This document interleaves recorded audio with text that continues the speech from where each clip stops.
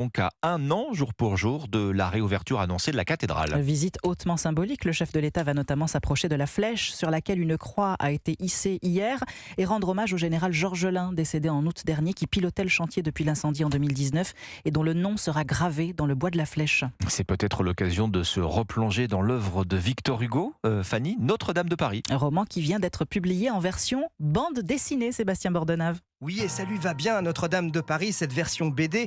Il faut dire que son dessinateur, Georges Besse, est coutumier du fait. Il a déjà sorti un Dracula sombre et gothique à souhait, un Frankenstein horriblement beau, et là donc, un nouveau monstre, Quasimodo. Comme dans ses 2 précédents albums, le monstre n'est peut-être pas celui qu'on croit. 1 an et 9 mois furent nécessaires pour réaliser ce Notre-Dame de Paris publié chez Glénat avec sa co-autrice d'épouse Pia Besse. Et pour trouver le bon décor, la bonne ambiance et les bons costumes, ils se sont inspirés d'une encyclopédie médiévale écrite par Viollet-le-Duc. Voilà qui fait sens. Georges Besse m'a confié s'être servi de personnalités actuelles. Pour dessiner ses personnages, il a choisi, je le cite, des visages typiquement moyenâgeux. Ainsi, un juge ressemble pas mal à Gérard Larcher, ça lui va plutôt bien.